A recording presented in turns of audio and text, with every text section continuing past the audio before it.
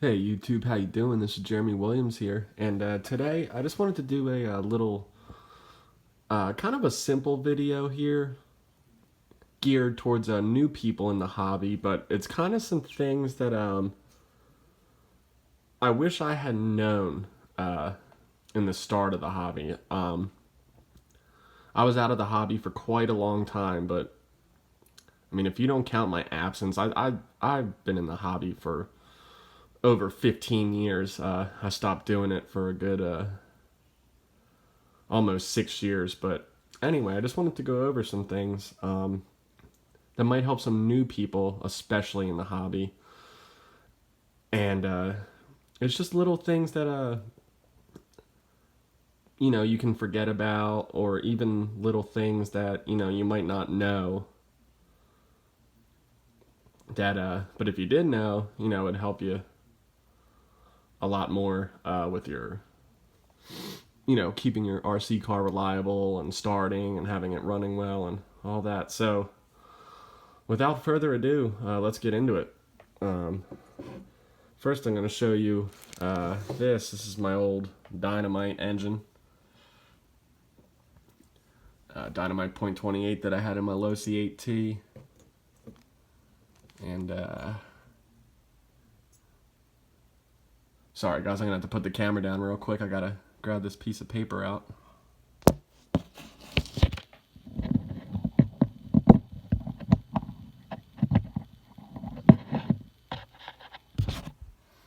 Alrighty, I'm sorry about that. I'm back. And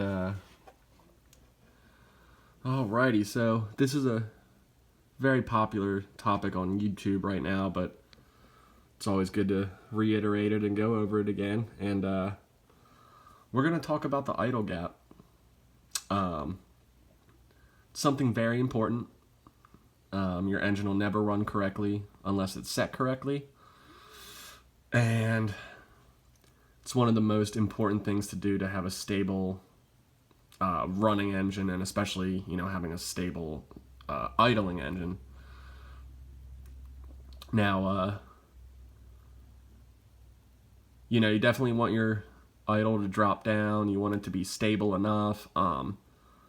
This isn't a competition, guys, to see how long your engine can idle for.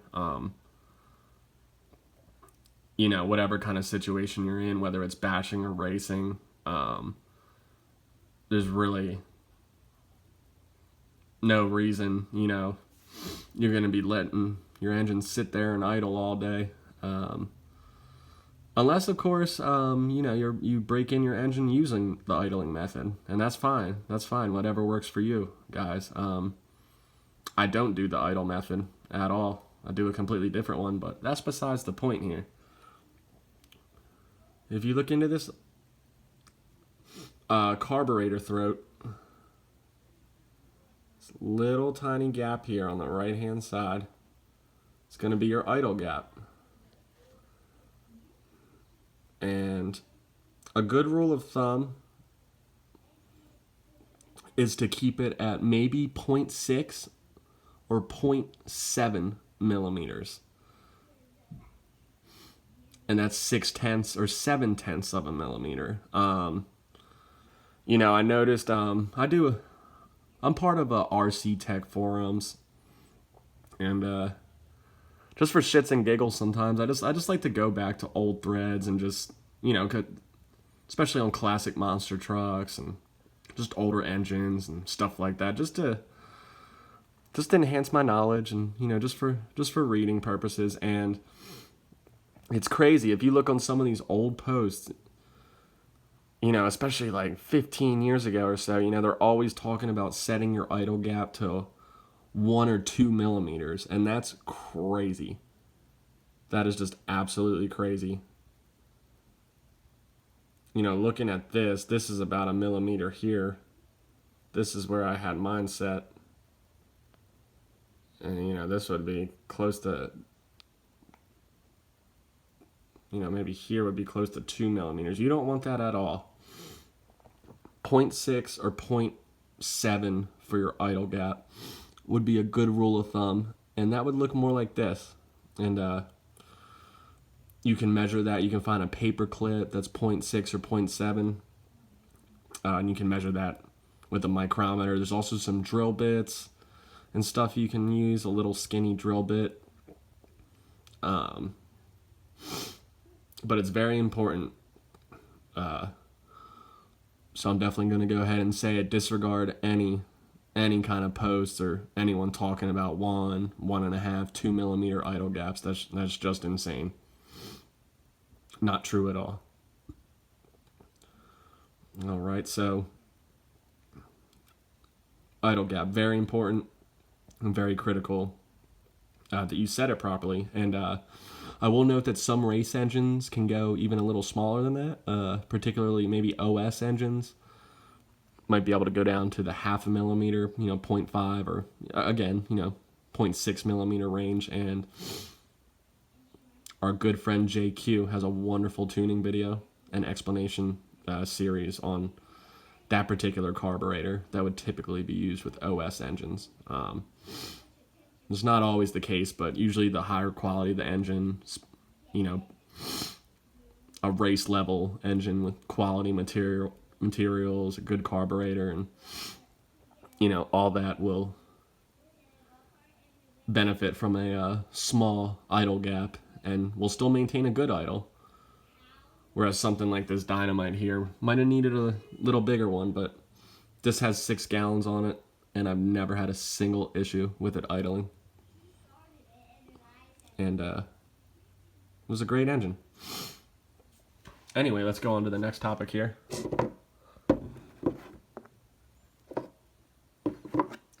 Fuel tubing. Now, fuel tubing sounds simple enough, right? And it is, but again, this is something that I literally had no idea about, and I'm gonna go ahead and tell you guys about it. Especially when I was new in the actually until very recently, maybe about a year ago, I had no idea about this, but not all nitro line is the same, and I'm not talking about gas. Gas fuel tubing or anything for 1/5 scale. This is all 1/8 scale, and this could also be used for 1/10 scale, but not all nitro fuel line is the same. And what I mean by that is some of it, and it might be hard to see here, but I think you can tell. The outside diameter of the fuel tubing, the actual thickness, is different. And most importantly, on some fuel tubing, the inside diameter is different.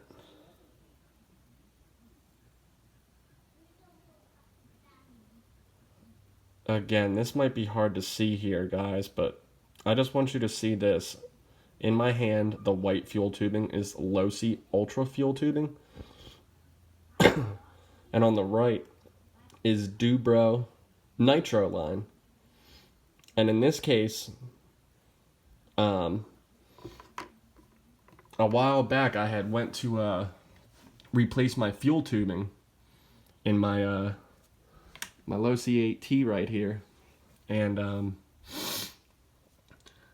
well, I just went ahead and ordered Dubro Nitro line. I didn't really thought it would be just fine, but it's not, and there's 2 reasons for that. On some vehicles that have the fuel line that goes directly through the fuel tank, you're going to need a certain thickness of fuel line. So in Losi's case, it's best to stick with the Losi Ultra fuel tubing. Now, I know these look similar here, but it is not, and the Dubro is skinnier, and this wouldn't even seal your tank properly if you were threading it through the tank here, like that. Just would not go in properly. And also, because these fuel lines are a different diameter on the inside, sorry guys, it's kind of blurry. Trying to get it focused here, but it's the best I can do. Because they're a different diameter on the inside, you're going to develop tuning problems. Whatever fuel line you use for the actual line that feeds the carburetor, or the pressure line that goes from the tank to the tune pipe, they should be equal diameters on the inside. And the reason for that is because it needs to be equalized in the pressure department so that it runs correctly. Before I when I first did this on the Losi AT here again, I had just replaced the pressure line, just the pressure line at first, because my other one didn't have any problems. It just started looking old. My truck ran fine and everything. I just had a few gallons on the original fuel line, and I just went ahead and put this Dubro blue line on while keeping my original fuel line, and I could not get it to idle correctly. It was just terrible. And as soon as I put the fuel line on, and I had ran it the day before and it was just fine and everything, the next day I had ran it, is basically the same temperature and everything, and I just took the fuel lines off again and I looked, and the inner diameters were different. They were just different.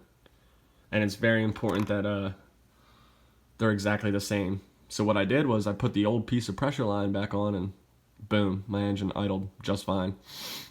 And after doing some more research online, pressure and fuel lines, it's important for it to be the same inner diameter. And again, if it's a kind of fuel tank where the fuel line actually goes directly through the tank and is not attached to a nipple or anything, you're going to want to get the proper diameter fuel, most likely a little thicker diameter fuel, to keep that sealed. All right. And again, I mean, it's just fuel line, but I had no idea that there was different kinds of fuel line with different diameters and stuff like that. I've seen like medium and small labeled fuel line, especially for Dubro, but I had no idea what that meant. And especially how important it is if you're just going to change one piece, whether it's the fuel line or the pressure line. Make sure it's exactly the same for the fuel line and the pressure line. And, depending on what brand your vehicle is, it might just be best to stay with that brand. If it's a Kyosho, get some Kyosho fuel line, or if it's a Serpent, get some Serpent fuel line, or Losi fuel line works great. Never had a problem with it, and it's perfect for their gas tanks. So that's that on fuel line. Let's move to something else here. Air filters, guys. Always have extra air filters on hand. I cannot stress how important it is to have a clean air filter. And this is something that can wear out from time to time. Myself personally, I clean my air filters. And I do have some new ones on hand as well. But they do have a lifespan, guys. If you wash it a million times, the foam's probably going to start deforming, and the foam just degrades with time. If you ever go on eBay or some forum and you look at an old vehicle, usually in kind of poor shape, but if you look at an old vehicle, the foams in the air filter are usually just disintegrated and brown. So this is a wear item, and it's good to replace it once in a while. You might as well grab a pack and replace it every couple gallons and wash it every couple tanks. If you're bashing, if you're racing, have a bunch on hand and throw on a fresh filter as often as you can, because depending on track conditions, your filter will get clogged immediately and your tune will be thrown off and your engine won't run right. It's also important to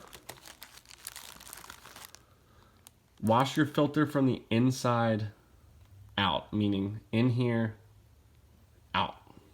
Get the water in here and let it flow down. You don't want to wash all the dirt from the outside filter here in through the whole filter. Little bit of dish soap works good. Maybe even flip it inside out and get the soap in there good and rinse it out with some hot water, and then you can squeeze it out with a towel, paper towels, and then let it dry. Another important thing is let these dry before you put the oil on. Sometimes I've been in a rush and just try and throw on the air filter oil as fast as I can, and it's just good to let it dry. Alright, so air filter maintenance. If you're bashing, and you don't have a some kind of filter cover on the outside, such as outerwears or motor savers, wash it every few tanks, guys. Or if you bash all day and you run 6 or 7 tanks or however many you run, wash it as soon as you get home. Or you can replace it. I don't want to spend money on air filters all the time. I think it's perfectly acceptable to wash them, especially maybe if it's not used in race conditions. But have some new ones on hand too, because again, foams do degrade and we want to protect our engines. All right, so next topic here, glow plugs. There is a lot of discussion on what kind of plug. When I say glow plugs here, I'm not going to go into what plug fits in what and this and that. I'm going to strictly talk about the difference between hot and medium plugs. I'll also throw cold plugs in there. I don't use cold plugs, but yeah, okay. So the Reds TS3 here, this is labeled an ultra hot plug. This is for my Reds R5R here, little beauty. Guys, straight up, it's just use a hot plug. There's many different variables that will affect which plug you want to use, but if you're a regular person and you're just having fun in the hobby, use a hot plug, which is here, the TS3. It's going to give you the best idle. It's going to give you plenty of power. I've used hot plugs with 30% nitro over and over again, and I've never blown them. Never had the coil or element fall out. I've never, plugs do and will kind of go bad over time, but if your engine's tuned correctly and you're using a good fuel and, you're not over revving and being crazy with it, your plug shouldn't fail on you. Medium plug is going to give you a little bit more power, but your idle quality will suffer a little bit. Just won't be as stable, and your tuning window could be a little bit smaller, meaning your tune, especially on the low end, just has to be on more point. Or on point more is what I meant. And but a medium plug is perfectly acceptable too, but again, I'm just going to go ahead and say it and just use a hot plug, guys. Doesn't matter if it's 20 degrees out or 95 degrees out. I don't really run when it's super cold. It's nothing I haven't done before. I just choose not to now because I have no desire to stand out in 35 degree weather and run my nitros. But again, hot plug is where it's at, guys. Just go ahead, whether you have an engine such as this Dynamite that has a standard plug, or you have an OS engine, go ahead and throw that P3 in there. Reds, they recommend the TS3. Actually, if you go on A-Main, they recommend a plug that Reds doesn't even produce anymore, which again could be confusing to a novice. But run the Reds TS3. I had this TS4 and it was okay. But thanks to my buddy EKJ 24,000 here, when I was trying to get my engine dialed and just had some few issues, I went ahead with his recommendation for the TS3, which is also the recommended plug directly from Reds. And I went back to that, and it's been great.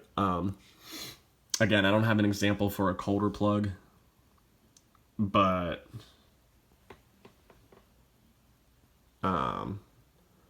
the coldest plug will give you the most power. That's been proven, but it'll also give you the most unstable tune, or, you know, you'll have a much more difficult time trying to get it dialed. Again, especially if you're a novice or you're a newbie in the hobby, or you're just not great at tuning. There's really no reason to run a cold plug in anything off-road here. Off-road oriented. Your truggies, your buggies, whatever you're running. Don't even look at the cold plug. We're not running 50% nitro in a boat or anything. We're also not running on-road at 80 miles an hour with 50,000 RPM, $700 motors. That's the one exception. I believe on-road does actually require a hotter plug. Or I'm sorry, a colder plug. A colder, if not the coldest, for on-road. But off-road, go ahead and stick with your hot plug, guys. Red TS3. That would be your OSP3. And Nova Rossi, it'd actually be the CT05. A lot of people run CT06s, but I've had good luck with the CT05s, which is a hot plug. The CT06, again, is a medium plug, which will do, but I just like to go hot. Alrighty. And one more thing, guys. I'm just going to show you some general things here, but I want you guys to know how important maintenance is, and this is something I've really learned myself here in the past week. I have always tried to maintain my vehicles to the best of my ability, but, you know, I can get lazy with maintenance. I've always cleaned my air filters, like I've said. Always kept my fuel lines nice. I always wipe down my vehicles, clean them, do all that, but more in-depth maintenance is required, guys. For example, this here, this is my original front diff. I just took this out yesterday. This is the original front diff for the Losi 8T, ready to run, and I actually put in the 4.0 kit diff. I went ahead and rebuilt it and did all that. And when I took this diff out, I was shocked at the condition. Sorry guys, it's getting kind of dark out, so the light's going there a little bit. But anyway, when I took this diff out, and again, this is the factory original front differential, I was just shocked at the amount of wear that it had. I hope it does it here. But let's see here. Look at this, guys. I'm turning the outdrives. And the pinion gear is not turning. I did take this thing halfway apart. I did take it halfway apart, and it was just shimmed completely wrong. Underneath this, my pinion gear and ring gear are both in fine condition.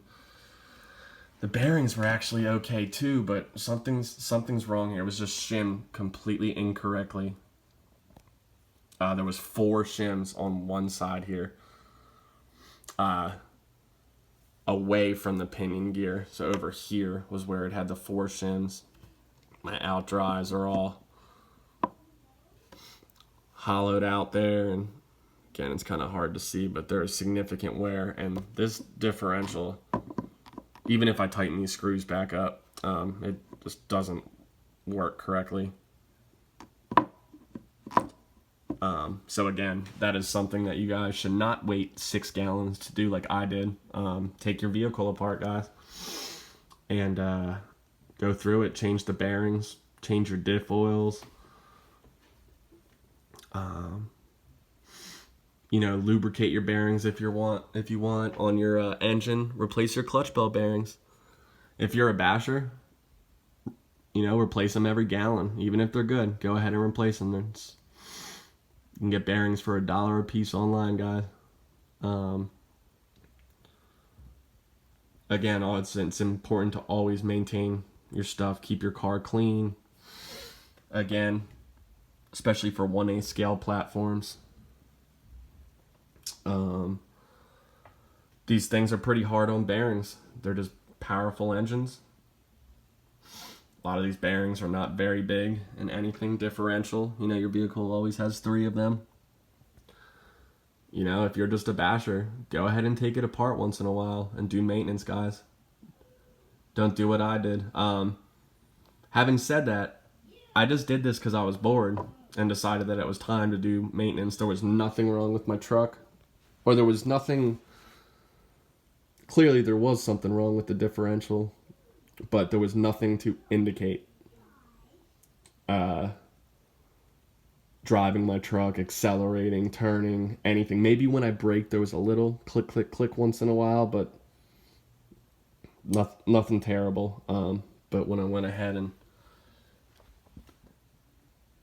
actually dug in and replaced it, it definitely needed some work. So, again, guys, it's good to maintain your vehicle. To reiterate, run the same fuel and pressure line from the same brand and make sure it's compatible with your vehicle. Just go ahead and run a hot plug, guys. It's going to be fine. Make sure your idle gap is set correctly. Very important. Always have air filters on hand, whether you clean or replace your air filter, but keep it clean. This is one of the only thing that prevents it from sucking dirt. And go through your drivetrain, guys. Go through your diffs, change your oils, change your clutch bell bearings, change your out drives, which are these things here on the end. Re-grease your gears inside the diff, and maintain your vehicles even if you don't want to. It's a very important part of the hobby, and I think it's critical. Alrighty, so I hope this video especially helps some of the newbies out. Again, this is just some tips that I hope can help out some people new into the hobby, or you know, even if you're experienced, it's always good to just hear it over and over again. Or at least that's what I like. But alrighty, well, thank you for tuning in, YouTube, and I appreciate you. Alrighty.